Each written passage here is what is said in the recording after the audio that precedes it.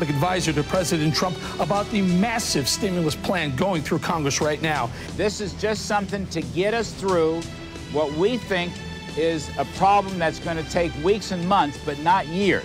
And I also speak to Peter Navarro, the White House trade advisor. We'll talk about the supply chain. I think what's important here for the people of America is that we are moving in Trump time, which is to say as rapidly as possible. And hear from Doctors Dave Campbell and Todd Dorfman on the continued threats to the public and health workers. Also, I talk with Americans directly impacted by the shutdown. That and so much more. Washing hands. Right now in America This Week.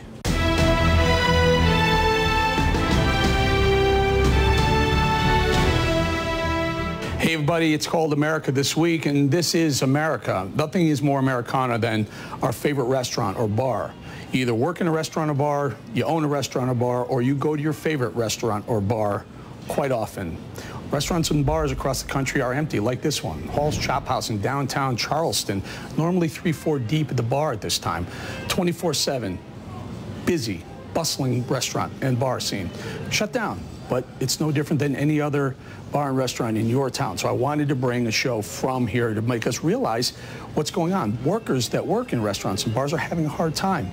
We need to remember that. We also need to remember truckers. Think about truckers for a second. Truckers are the heartbeat that pump the lifeblood of the economy, the supply chain through the economy from wherever it comes to our grocery shelves. Think about the grocery shelf stock workers, clerks, or the cashiers who have to interact with people who may or may not have coronavirus.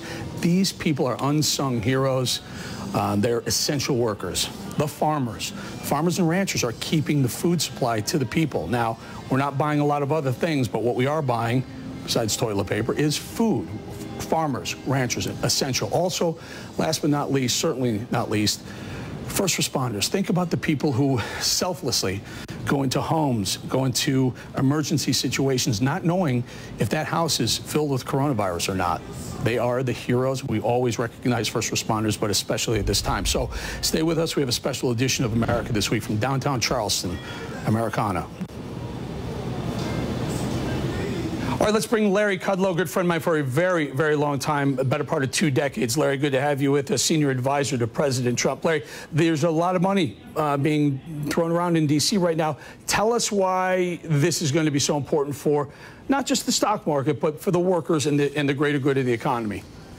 Well, yeah, listen, this is aimed at helping workers and helping small businesses. This is a Main Street assistance plan. It's the largest of its kind, Eric, never before. $2 trillion in direct assistance, $4 trillion for the Federal Reserve's resources, so $6 trillion altogether. It's about 1/3 of GDP. And I just want to emphasize, this is about helping folks get through the virus problem, the economic consequences of the virus. If you've lost your job, or if you have to stay home without pay, or if your small business is running into trouble, we will take care. We will help with the expenses. We will help with lost revenues. We will help with an unemployment check. We will help with a direct check to individuals. We want folks to be able to stay on payrolls in order to be eligible for the small business assistance. So this is just something to get us through what we think is a problem that's going to take weeks and months, but not years. All right, so this is a temporary, short-term help, liquidity. It's like throwing a lifeline to folks, because look, this happened, the economy gets shut in large measure. It's not the fault of the business or the individual. It's from the virus. Everybody knows that. So we're just trying to help them along, and prayerfully, this will be over in a short period of time. So I call it a black swan, probably the biggest, baddest black swan in the history of our country. It's certainly in my lifetime, Larry. You know, I'm friendly with the boss, with President Trump. I got a phone call on Friday after I put some ideas out on Twitter and Facebook, let's be honest. I got the call, and he said, "What's this plan, Bolling?" And I said, "Here it is, Mr. President. It's a debit card, just like the EBT card. Every U.S. household gets one of these. It's $1,000 for food, restaurants, and related, $1,000 for healthcare and related, CVS, Walmart, etc., and $200 or $300 for energy, whether it's gas, electric, cooling, heating, whatever. The point is $2,300 per household on a debit card that must be spent. Larry, you and I are economists. We know why that's important. You're creating the demand side of the equation. You have to spend it, use it or lose it, and that injects capital right into the economy. For me, I honestly think that you guys are putting a lot of money at it, but I think we're ignoring the demand side. We're consumer out here. I'm in Charleston. No one's spending. We have to teach people. We have to remind people how to spend. That sounds cold and callous, but the reality is our economy, as dependent as it is on the consumer, is cocooning right now. We've got to keep that money in them and turn it into the economy. He loved the idea. What do you think of it? I think it's interesting. Look, this is aimed at demand-side consumption. A lot of this is aimed at folks who may have lost a job or have to stay home because they're ill. You know, just basic family necessities, household necessities to get through this period. Look, Eric, I'd have to look at it. We think the delivery systems for this package, it's about $500 billion to individuals, $350 billion to small businesses who keep everybody on the payroll. We're going to be using the IRS principally. Then that bridges to unemployment compensation where that is necessary, and we'll be using local banks with guarantees provided that they keep their payrolls whole. I have no problem with what you're saying. It's an interesting idea. It's just we'd have to sit down together and, you know, who does it, how to do it, how much time, what's the delivery. Let me give you... Right now, speed is of the essence, though. I got to go... Well, speed is important. Speed. Speed is important, and this would be injecting right into the economy. My concern with a lot of the programs that Democrats and Republicans like to put together, they're tax deferrals, or you don't have to pay for certain things, and that kind of slows the process down. This would inject it right into the economy. Well, we do have, by the way, just as a point of information, we do have an income tax deferral, which I think is going to be very helpful. And we also have a student loan tax people aren't going to spend their tax deferrals. My point, Larry, is that people aren't going to spend their tax deferral. And my other big problem, honestly, I love you guys, and I think you're brilliant, and I think you're on it, and clearly the stock market agrees with you. But my concern is when you hand someone a check for $1,200, there's no guarantee that they're going to use that to inject it into the economy, which is what our economy, our economy needs that money to get into the economy. It doesn't need it to go pay down a loan or go to a credit card or, God forbid, use it for something illicit. We want that money to go in. So water under the bridge right now, good, get it to people. Here's my question. The backside of this, is this Plan 2020 a decent idea, a good idea to get the economy going again, to spark demand? You mean your debt card, your debit card? Yes, sir. Oh, and look, it could work, all right? I don't have any, I don't think, conceptual, principled view on it. I just have to see how to work it through. Here's what I know now, Eric. Appreciating your thoughts, which may prove to be very good. We've got to get funds to people fast because there is a cash shortage, there is a liquidity shortage. With the shut-ins and so forth, a lot of folks aren't working. They may lose money because of it. They may not. Small business. We're going to use traditional measures right now, particularly the IRS. I mean, it's literally sort of check writing through electronic accounts. Everybody has an IRS account. Pretty much all small businesses have a bank account. Now, we will look at all these delivery systems over time and see how well they're working and where improvements need to be made. But I think right now, you've got a good mousetrap idea. Until your mousetrap is fleshed out, Eric, I think we got to go with the traditional means. So folks need help right now. Not in lieu of, Larry, not in lieu of. I think you guys are on it. I think it's very smart. Again, the way I describe this is temporary government assistance to protect the free market going forward. I think that what you're doing is absolutely essential to do that. My only request is that you float this idea around the halls, Mnuchin, et cetera, and say this is not a bad idea to inject some demand into the economy.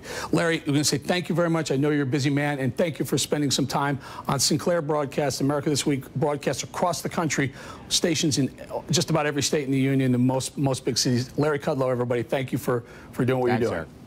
Thanks. All right, let's bring in the White House Trade Advisor, Peter Navarro. Peter, you've been all over this coronavirus response team. Thank you very much for what you're doing. Peter, you know, there's a lot being talked about this Defense Production Act, the DPA.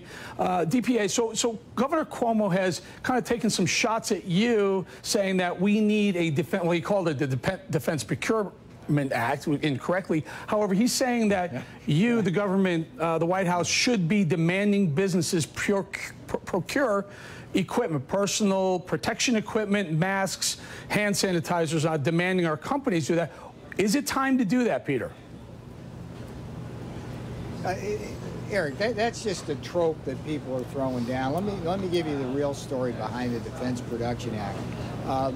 First of all, under the leadership of President Trump, we've got the full force of the federal government married with the full power of private enterprise engaged in the largest industrial mobilization since World War II. And in this case, it's the public health industrial base. And what we've been doing with the cooperation of the private sector is both repurposing factories in real time and expanding factories. Let me give you a couple of examples. There's a company called Pernod, which makes liquor. And they called me like 10 days ago and say, hey, we want to make hand sanitizers, but we need a couple of regulatory hurdles covered. We need to know what kind of labels to put on. I said, fine, just send me what you did. We cleared it in 2 hours. And today, they're delivering their first batch of hand sanitizer to the city of New York. Honeywell, similar type of situation. In this case, Pernod donated. Honeywell is actually getting paid for their product, but what they make is the N95 masks, which are the high-end masks that we really need at the front lines for healthcare professionals. What we did there was I got Peter, them. I said, look, allow me to jump in. Get us a contract. Allow me to jump in here. We'll flip it, and they're expanding a factory in Smith Gold, Rhode Island, immediately. So it's all happening. I got that, Peter. Peter, I got that. Organically. But we've been told, Peter, we've been told 35 million masks per week out of 3M. We've been told that for quite a while. I get it. You want to create hope and you want to say it's on its way.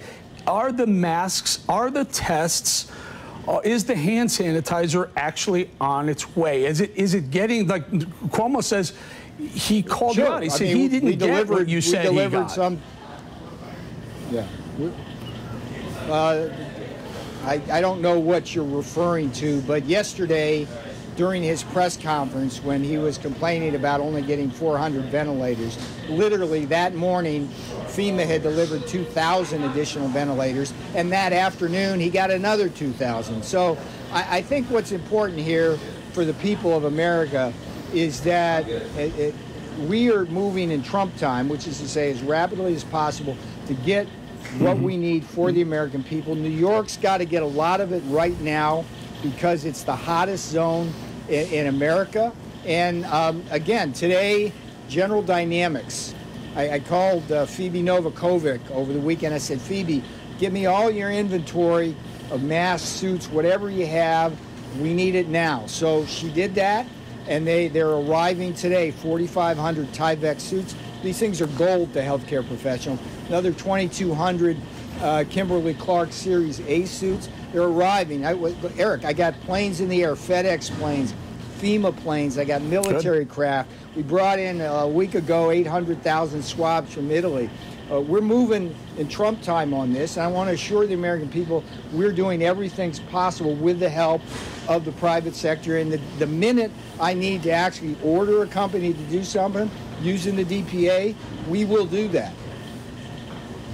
All right, Peter, the other topic I want to talk about, by the way, that's great news. I think the American people should feel good that at least up until now, at this point of taping, we haven't had to use the Defense Production Act, which would implore companies to produce goods that we need. Again, we're in wartime, and President Trump says he's a wartime president. The war on COVID-19.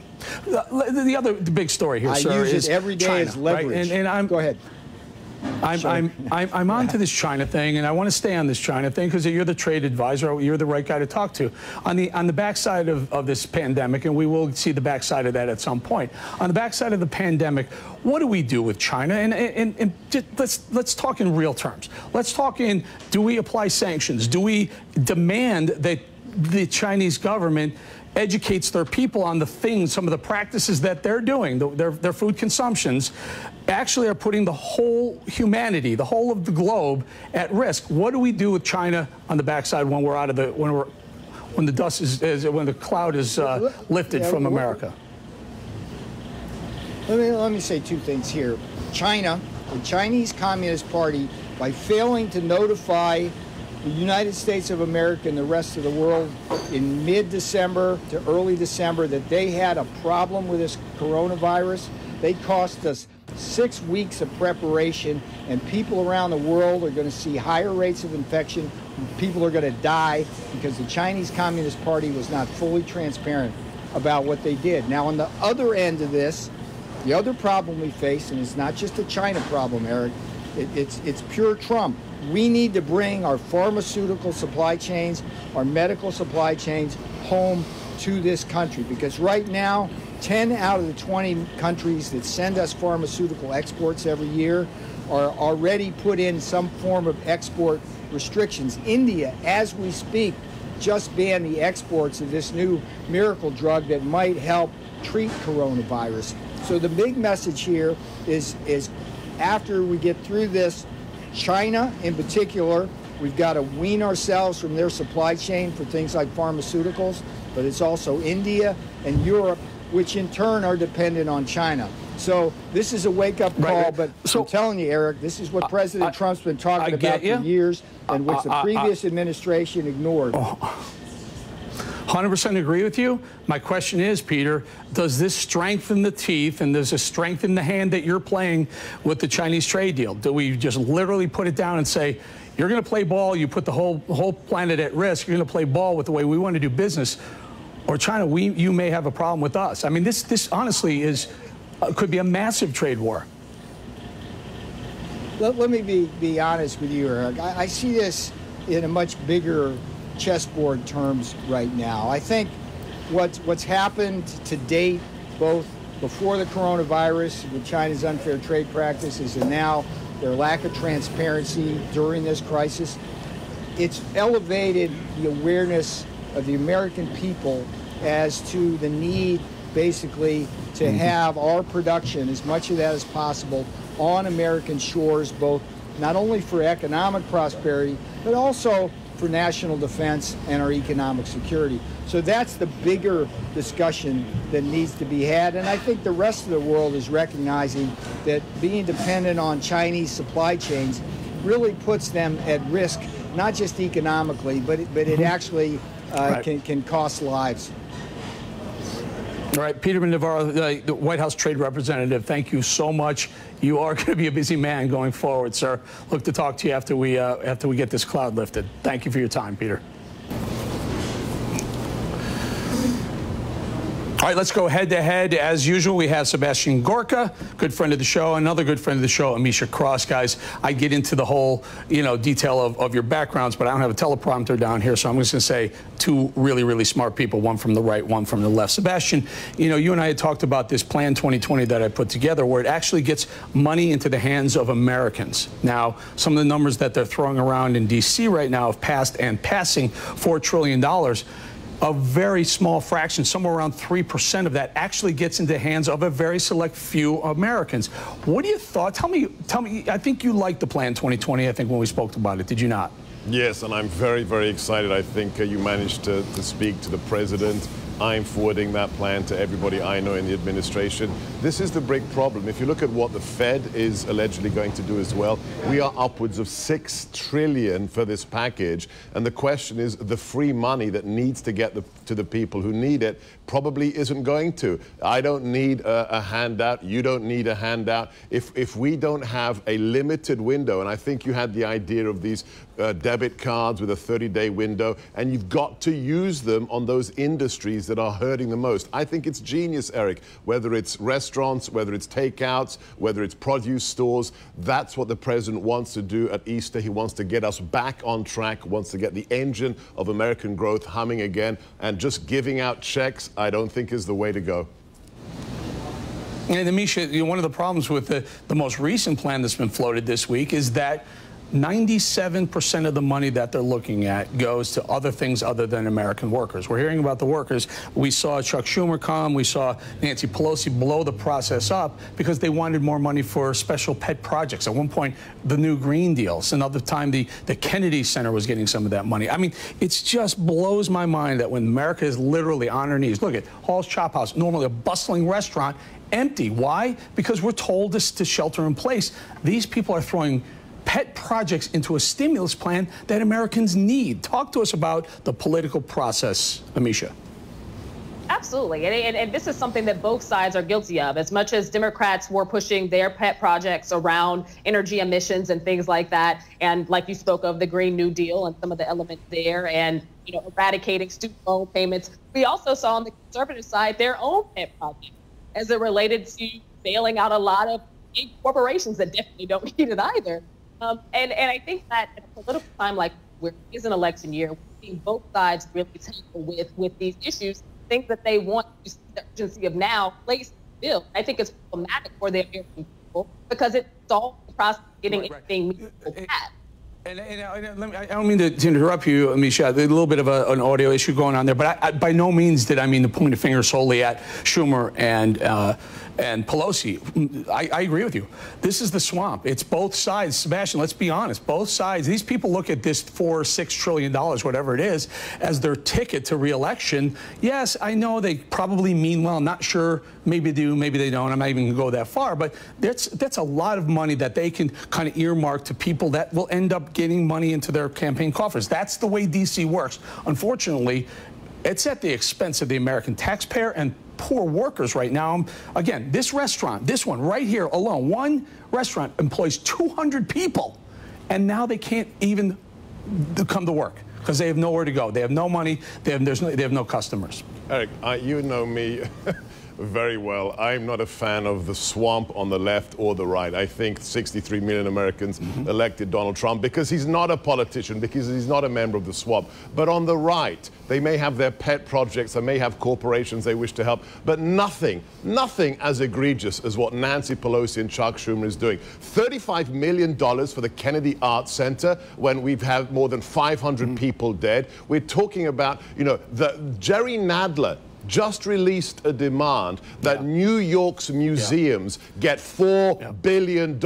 Eric, that's unconscionable. Packing money in there for Planned Parenthood. Let me bring this. It's just wrong. It's just wrong. Let me bring this. Amisha, Jerry Nadler looking for a pet project in New York State at the expense of the American taxpayer is disgusting. Is it not? Can we at least agree on that? Oh, absolutely. I definitely don't think that this is the time for that at all. Wow. All right. We're going to leave it there, you guys, because you know what? You did it, Amisha. You put a bow on it. I think Sebastian, Amisha, myself, we're sick of it. It's the swamp. It's not a partisan issue. It's bipartisan. It's disgusting. It's got to stop. Let's hope it stops right here. Let's hope, America, we can get this place up and running again soon. Amisha Cross, Sebastian Gorka, thank you again, you guys. Thanks, Eric. Ahead, we talk to our panel of experts, doctors, on the state of COVID-19 in America.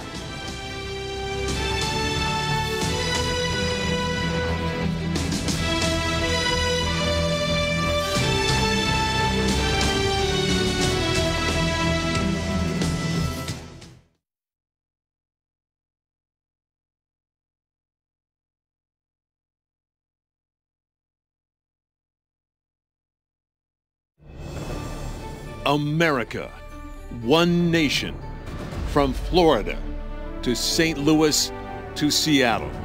America This Week, America's fastest growing political show, delivers rough and tumble political arguments. On the left, this new embrace of socialism. The whole thing is ridiculous. Hard-edged opinions. The media let Joe Biden get away with his first big lie. They can come after me all they want, but they're going to have to kill me if they want me to stop defending the president. Tough topic debates. Destabilization in the Middle East, more chaos and more terrorism. Unless we get away from all of this hatred, we're going to destroy ourselves. We have to solve the border problems. The wall is a big chunk of what we're talking about. America This Week reveals the topics and issues that pulse throughout America. Investigates stories revealing toxic forever chemicals in water supplies. My family was poisoned. My child was poisoned. I have been poisoned. There he is, over here, straight ahead. Chaos at the southern border. Go, go, go, go, go, go, go. Cartels, rape, gangs, and violence. So you guys are both hitmen? America This Week investigates the facts and the falsehoods and relentlessly seeks the truth on your behalf. I'm Eric Bolling. Join me for a fascinating look at America This Week.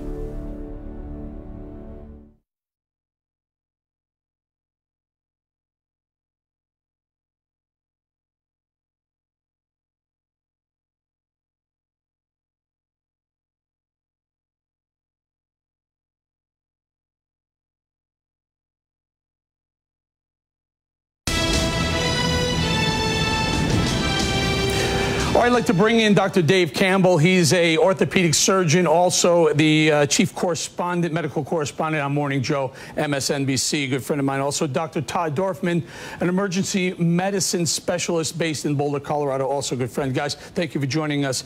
Dr. Dave, let me start with you. I'm watching these pictures of young people in Miami congregating in pools on beaches, the cherry blossom festivals in D.C. Across the country, young people are getting together. Are they whistling past the graveyard for all of us? They absolutely are, and fortunately, just a couple days ago, the state of Florida has shut down the beaches, the sandbars, and they, of course, already shut down the restaurants and the bars. So we are trying to get a handle on the lack of social distancing that goes along with being a person on spring break in Florida. So hopefully hopefully we're not going to see any of those pictures moving forward that we were all horrified to watch on the news just a few days ago. Yeah. Yeah. What about it, Dr. Todd? You're in a college town. Boulder's a college town. Are people adhering to the safe distancing in Boulder? And if not, why not? Well, I think most people are actually adhering fairly well, but I would have the same comment. I think the 18 to 22-year-old age group during spring break are probably not following social distancing guidelines very well. There's been some St. Patrick's Day parties, etc. The literature is clear. There's data out of Singapore about social distancing and the effectiveness of social distancing. So hopefully this group will start to comply a little bit better. So, guys, let me start. I want to go back. There's been a bunch of things passed around social media. I've seen way too much that I can't even explain what I've seen. It's horrifying about how this thing probably started. Now, the Chinese are called wet markets, and you see animals slaughtered, sometimes alive, being slaughtered, being burned, and these Chinese citizens are eating these. I know you're not virologists, but you're doctors. So help us explain, help us understand how this goes from animal to human being, and what happens in our bodies. Dr. Todd, can you take this? Can you give us shed a little light on it? Sure. Basically, this particular virus, the coronavirus, is a single-stranded RNA virus, and those types of viruses are very prone to what we call genetic drift or mutation. So slight changes in the genetics of the virus can cause it to jump species or even reinfect the same species with a different strain. I think, you know, and Dr. Dave, that's one of the biggest concerns. I keep hearing this, both sides of this story. Can you get reinfected? One side says, one school of thought says, it's actually probably not going to be a reinfection. It may have been an erroneous test at some point along the line. Do we have a handle on whether or not this virus is mutating so quickly that we can get reinfected by a COVID-19 mutation? Well, actually, we've just learned that it is not mutating quickly. And that's good news, because as we develop the vaccines that will hopefully roll out over the next, hopefully less than a year, they've started the clinical trials.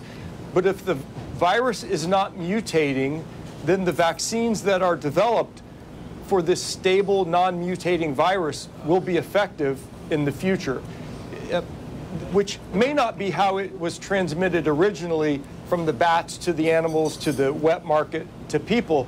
But we now know that it is being transmitted in the United States regardless of what animals it came from or whether there was a genetic drift. It's here now, and it's throughout the country.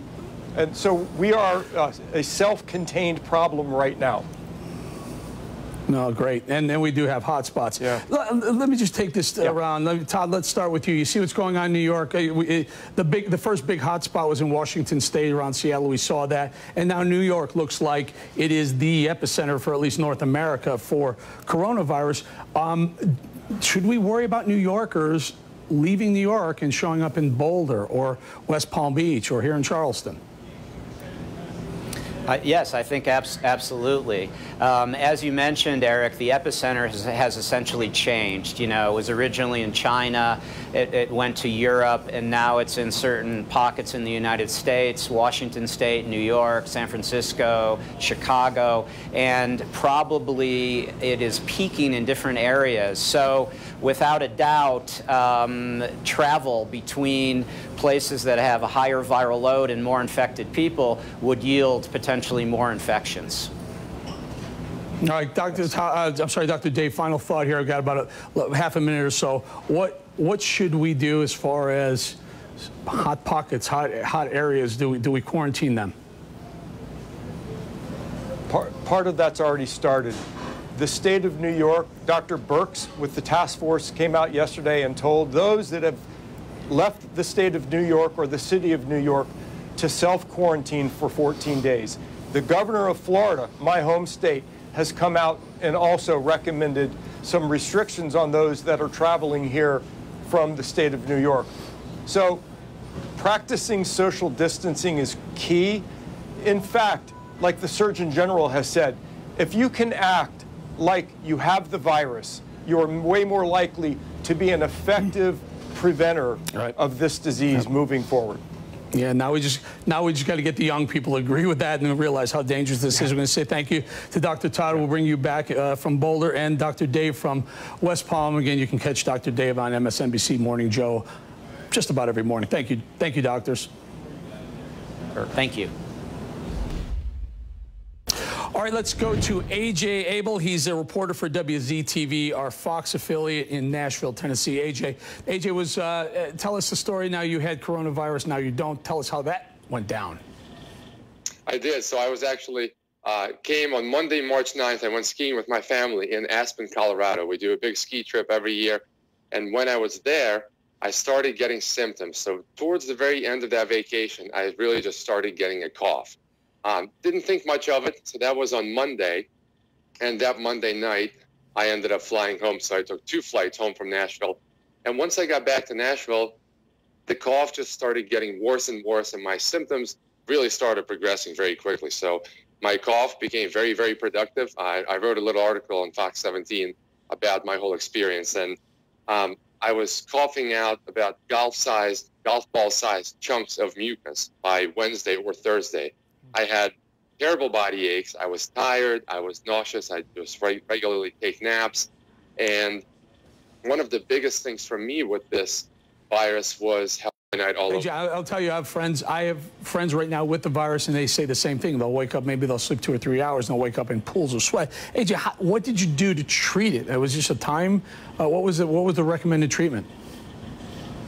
So there was really nothing that they could do to treat it. So originally when I got tested, I didn't even know I had it. So I just went to an urgent care and told them that I was skiing somewhere, but at that point I didn't even know that I could have been exposed to the coronavirus. They just gave me some steroids for the cough and gave me some cough medicine, and that was it. So, and it was later that night that I read a couple local newspaper articles and found out that Aspen had the largest outbreak of the coronavirus, largest cluster in Colorado. So I went to Vanderbilt the next day after learning that and got tested. But their advice was just quarantine. Quarantine, yeah. So AJ, I only have about half a minute or so. So now you've tested clean a couple of times. You're back at work. Tell us, can you tell us how the folks over at Fox 17 are treating the post-coronavirus patient? You know what? Everything's been great. They've been doing everything they can to make sure that we're all back on track and everybody's doing their jobs. I'm working remote right now. I'm actually shooting stories from my iPhone, and with everybody, they're trying to make sure that nobody comes back to the station. So if we can work remote, we are working remote. They're getting us, iPhone rigs, all kinds of different gear, just to minimize everybody at the station with this exposure. So I am currently learning a completely new editing system and shooting my news stories on my phone right now, and I'll be going live from my phone this evening for the first time. So we have no idea how that's going to go. Hopefully that will all pan out, but there's really no way to tell. Well, you know what? You're right. It's a whole new world out there, AJ. It's a whole new world. We're all suddenly remote and Skyping, and we're learning a bunch of new things. Old dogs, new tricks. AJ Abel, WZTV Fox 17 in Nashville, Sinclair-owned station. Thank you very much. Thank you. We asked how coronavirus has impacted your lives. Next, we hear from 2 women who've been impacted dramatically by the coronavirus. And don't forget, we still want to hear from you. Sound off. We hear you. 888-601-0032. The call is toll free. Here's a little bit of what people have told us and sounded off to us this past week. Well, I just want to compliment you, Greg, Eric, for the great segment on pushing back on China for their responsibility. I just have a comment. I don't know who to ask about this. Everybody's busy working on it, but the blood banks need more blood. Calling regarding the people down in Florida, the younger generation is not taking this seriously, and how come the mayor ain't acting on it and closing the beaches down? Because that's more important than the bars and the gym, because they're drinking the liquor up and socializing, and it's getting worse. Thank you, and God bless, and keep praying. Hi. I don't care to be on TV or podcast or anything. I love your show. This is a message for you. I love your show. I wish it was on every night. Here's that number again, 888-601-0032. Sound off. Follow me at Eric Bolling on Twitter, ericbolling.com, and we will hear you so they hear you.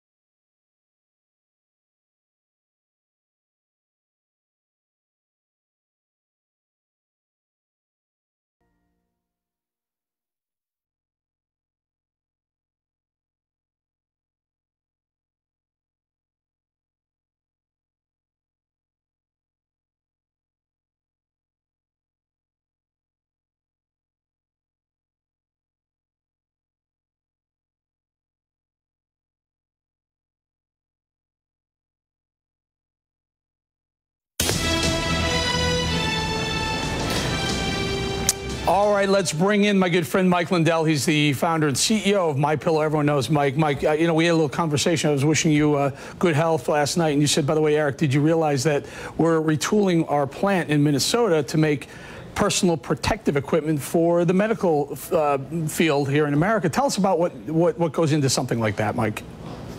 Well, I've been working on it 2 weeks, but now we finally got my plant, one of my buildings switched over to making face masks, and we had to get the right elastic, we had to get the right die cut for it, and right now we should be able to produce anywhere from 10,000 up to 50,000 masks a day. So, and I also converted my one, that one in North Carolina. We're going to be doing mask conferences. So that sounds fantastic. I mean, I'm trying to figure out why more people don't do that. Now, this is obviously a personal cost to you. So you're pitching in by not producing pillows and blankets in the dog beds, but you're going ahead and making the masks for medical staff. That's what went behind that decision, Mike. What inspired you to do that? Well, we want to help out in my stores. You know, we were affected too by I had so many employees that do shows on the road, so our sales with not being able to do home shows and fairs and our stores getting shut down, the pillow sales went down there with those guys. So we're able to convert sewers over to make these masks, and I just want to help out and get the country through it. That's first and foremost. And we, and I want to say too, Eric, when we get through all this, there's going to be, people should have hope now. We know what it was like before we went in with the great economy and everything, and we're going to get back to that. And we're doing another thing at MyPillow too. We've got a sanitizer that we're coming out with. This could it could last 24 hours and 7 days in your business. So, and when we come out of this, there's going to be a lot of products we're working on that are going to end up helping people and helping us get through the aftermath of this. You know, Mike, I think it's very important. Just about a half a minute or so, there's been a lot of back and forth about the Defense Production Act actually forcing companies like yourselves and others to produce these things. President Trump says we don't need it yet. FEMA says we don't need it yet. Do you think that we need to tell your competitors, for example, to retool their plants to make some protection equipment for our medical staff? You know, I've heard a lot of private sector companies that are out there doing, helping out. I've heard all good, but I've also heard, I've gotten more calls for demand. So maybe I don't know that footprint out there, but I really think that anyone that can help out, they should, and I hope that they would be doing it, because we're all in this together and we've got to get through this. The sooner we get through it, the sooner everybody's back to work. And with that great package they came out with last night I think that's, everyone's going to get help, when we get through this. So I just think, I think the president's making smart decisions, and if he decides we don't need it quite yet, he makes great decisions. All right, Mike, thank you. Great American, great patriot. Thank you for doing that from all of us. Thank you very much. Mike Lindell, everybody. Thanks, Eric. God bless. All right, welcome back, and we're now joined with Jamie McAfee. She's a truck driver from Iowa, and Jessica Stone, a hairdresser from Grand Rapids, Michigan. By the way, both of them reached out to us on Facebook.com/America Bolling. We asked you to tell us your story, how this virus, this pandemic is affecting you. Thank you, ladies. Thank you for joining me. Jamie, I'm going to start with you. You drive a truck. It seemed that you are one of the most essential people in the economy right now. Tell us what's going on. Tell us what happened with your job. Well, with the previous job, his insurance will not allow my daughter in the truck all the time. She's unable to stay at home alone at all times. So the only other option would be for her to go with me. Child care, that's kind of not a thing right now. So that was where it stood. So it left me at home with her and not working, which has made it rough. Yeah, amazing. These stories are so heartfelt. Obviously, children are told to stay home from school. Schools are closed, so now you have the situation. If you have your daughter, you're a truck driver, you want to bring your daughter in the truck, and your boss says the truck is not insured for a child in the truck with you. Boy, one of those unique situations. Jessica, tell us about your unique situation. Well, I'm a hairdresser in Grand Rapids, Michigan, and I'm completely self-employed. My clients pay me directly, and right now the state of Michigan has mandated that we are not to be open until April 13th at 11:59 p.m. So I have no income and no recourse because I am self-employed.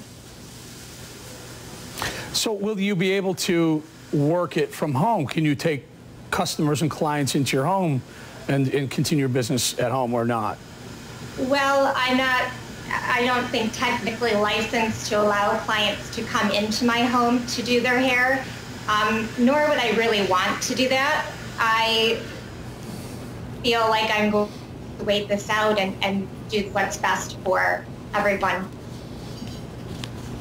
Jamie, can I ask you this? You're a licensed truck driver. You have the CDL license. Can you not go to work for someone else who may be willing to insure the truck, pay extra to insure the truck, to have your child with you, and she can go with you at least for the next few weeks until the coronavirus mandate of whatever we got going on in your individual state, until that passes? Yes, unfortunately, as far as going long haul, most insurance companies will not allow her on the truck without a 30-day. Almost any company does have a rider policy. She was able to go once in a while. I did actually start today with a dump truck company that will allow her on the truck as needed until she returns to school. And so, okay, so what about you, Jessica? Is there any alternative, or do you just have to wait it out? By the way, a lot of the, some of the money that's being thrown around Congress right now, several $1 trillion, is for people like both of you who may be put out of work temporarily due to coronavirus. But Jessica, is there another avenue for you? I mean, I don't know, maybe work somewhere else. What's the option? I have considered it. I'm not at that point because this is the first week and I have enough resources to be able to sustain myself for a while. I have been looking at probably a good idea to diversify my income stream. So I'm setting up an Etsy shop where I'm going to sell art and vintage housewares. I got to tell you guys, both of you, you're not alone. Let's put it that way. There are millions upon millions, tens of millions, or maybe more in America who are going through the same thing you are right now. We're in a bar. We're at Hall's Chop House in Charleston. This has 200 employees here right now. It's empty because we have to be empty. I mean, it's just this affects so many people. I had a plan that I put together. One of the things I thought would be very important for both of you would be, at least temporarily, if you wanted to get in part of the supply chain, you wanted to go work for Walmart or Target or Walgreens, and you wanted to be involved in stocking or clerking, you get paid a higher salary. You don't pay taxes on any of your income, at least temporarily until we make sure the supply chain continues. Would either one of you be willing to do another job? You probably make more money doing it temporarily to hold you over until let's call it until the virus passes. Yes, absolutely. And like I said, I would. I did actually get hired on today, so.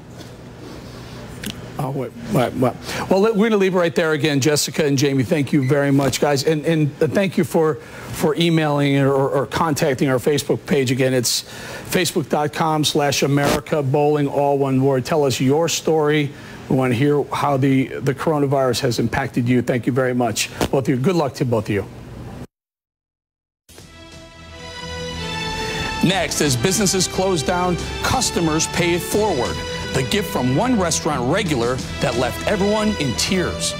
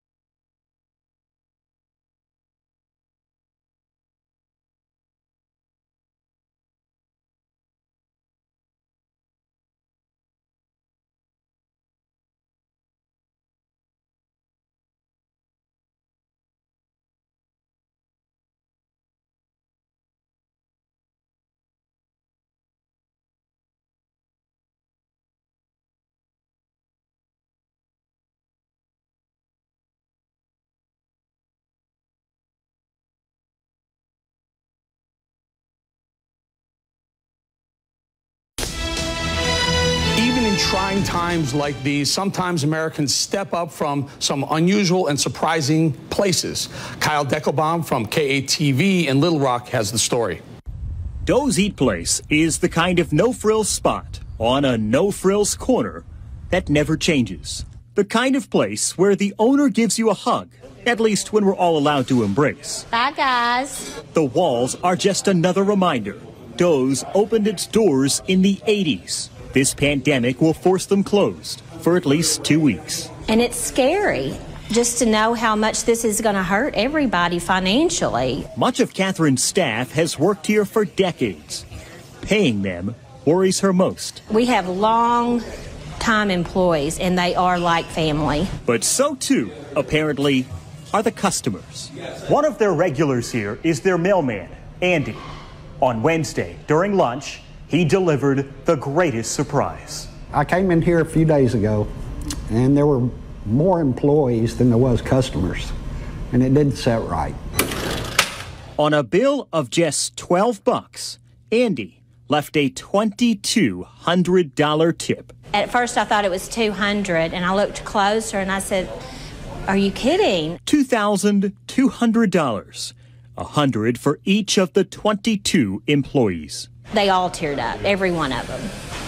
It's my community, you know, I deliver to them. And, you know, I know all of them, so just trying to support them because they support me.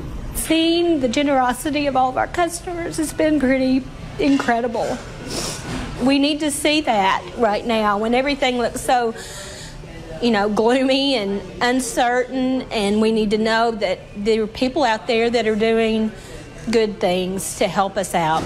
It's not much. I wish it could have been more. So, but we'll get through this and go back to normal and come back and get my fish on Fridays. Sometimes it takes a gesture by a face as familiar as the mailman at a place that never goes out of style to remind us that kindness shouldn't either. This is an average guy helping out average people that are in crisis right now. For America This Week, I'm Kyle Deckelbaum. It's times like these that can bring out the best in people. Share your stories with us on Facebook.com/AmericaBowling, all one word. Who has helped you and who have you helped? We'd love to share the kindness. Send us your videos and comments again. Facebook.com/AmericaBowling. Every week we honor first responders who died in the line of duty protecting our great country. Senior Deputy Christopher Corzelius of the Travis County Sheriff's Office in Austin, Texas, was killed in a car crash last week while on duty. Officer Corzelius joined the Sheriff's Office in June of 2016. Sergeant James O'Connor of the Philadelphia Police Department was shot and killed in the line of duty earlier this month. The sergeant was with the department for 23 years and a member of the SWAT team for 15 years. He was posthumously promoted from corporal to sergeant. Sergeant O'Connor is survived by his wife and 2 children, one of which is currently with Philadelphia Police Department as well. Rest in peace, officers.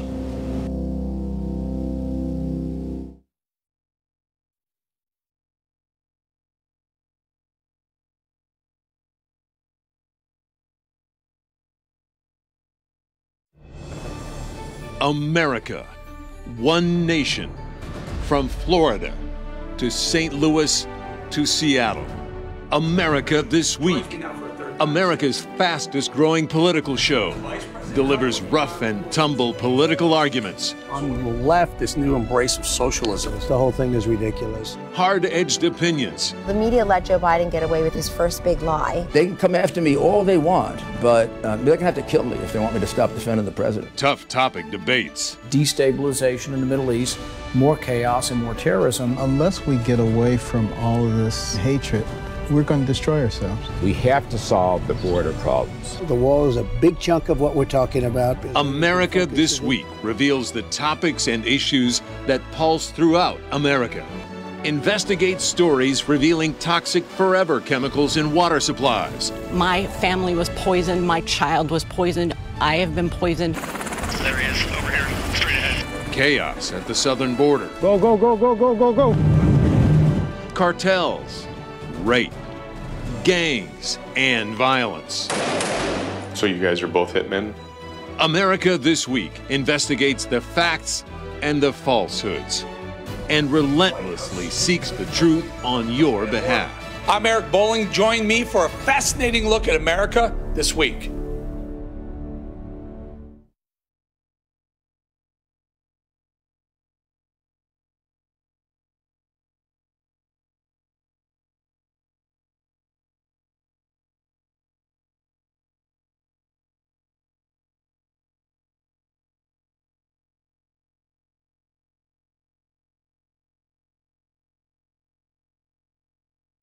America This Week, America's fastest growing political show, points out how rough and tumble politics shape opinion in every region in our country. We tell American stories, stories that touch our people, determine our politics, focus on the future of America. I'm Eric Bolling. Join